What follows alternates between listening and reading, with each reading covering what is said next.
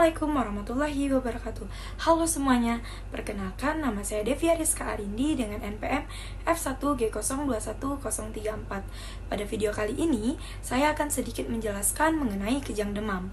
Saat demam melanda, banyak orang tua yang khawatir akan kemungkinan kejang pada anak mereka.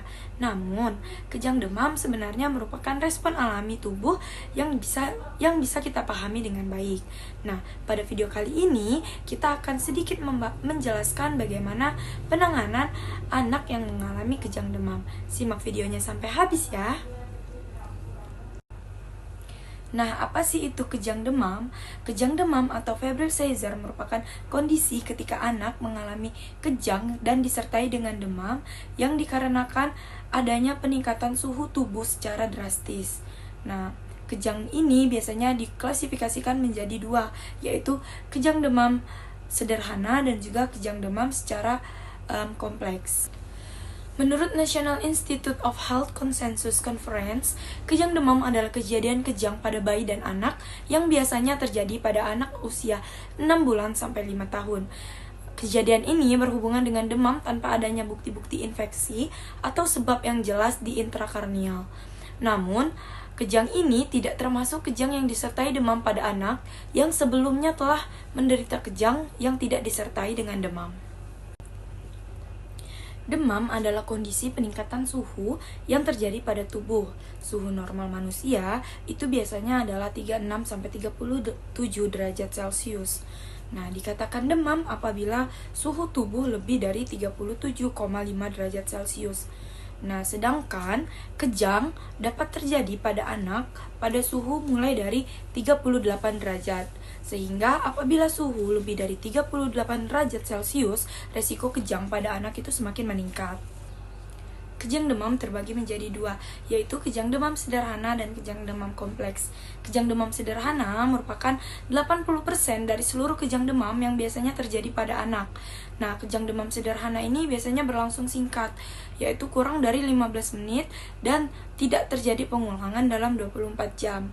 Sedangkan kejang demam kompleks itu biasanya kejang demam yang dapat berulang dalam waktu 24 jam dan durasinya lebih lama dibandingkan dengan kejang demam sederhana.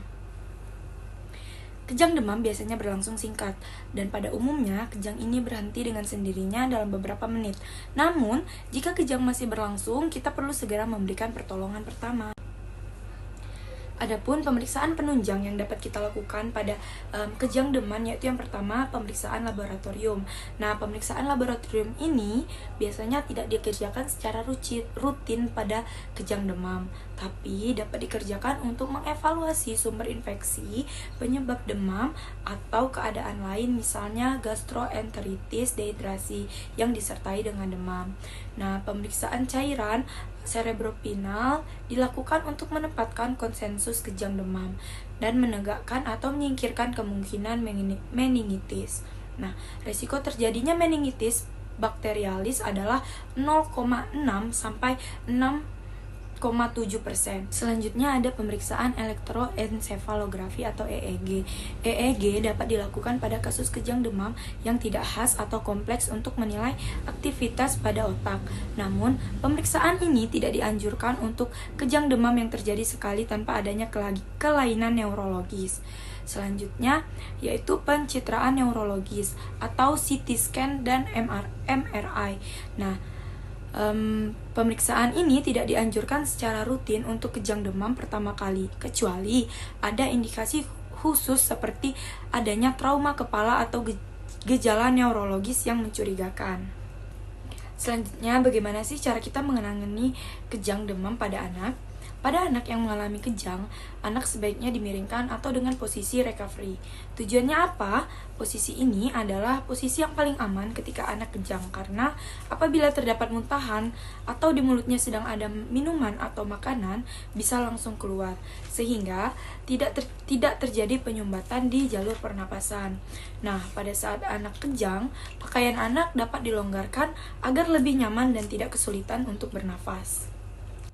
Adapun obat yang praktis yang dapat diberikan oleh orang tua atau jika kejang terjadi di rumah adalah diazepam rektal dengan dosis 0,5 sampai 0,75 mg per kilogram berat badan, atau diazepam rektal dengan dosis 5 mg untuk anak dengan berat badan kurang dari 10 kg dan diazepam rektal 10 mg untuk berat badan lebih dari 10 kg.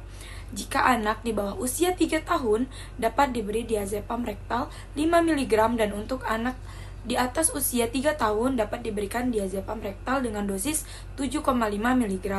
Nah, jika kejang belum berhenti, dapat diulangi dengan cara dan dosis yang sama dengan interval 5 menit. Jika setelah 2 kali pemberian diazepam rektal masih tetap kejang, maka anak dianjurkan untuk dibawa ke rumah sakit. Pemberian obat pada saat demam dan kejang demam itu yang pertama ada obat antipiretik atau obat penurun demam. Meskipun antipiretik seperti paracetamol atau ibuprofen tidak terbukti untuk mengurangi resiko kejang demam, obat ini tetap bisa diberikan untuk menurunkan demam yang tinggi. Nah, untuk paracetamol itu digunakan dengan dosis 10-15 mg per kilogram berat badan setiap 4-6 jam. Dengan maksimal pemberian 5 kali sehari. Untuk pemberian ibuprofen itu diberikan dalam dosis 5-10 mg per kilogram berat badan dan diberikan 3-4 kali sehari. Kemudian hindari pemberian asam asetil salisilat atau aspirin pada anak di bawah 18 bulan karena dapat menyebabkan sindrom Reye yang berbahaya. Obat selanjutnya itu antikonvulsan atau obat pencegah kejang. Nah, diazepam oral atau rektal dapat diberikan untuk mencegah kejang berulang.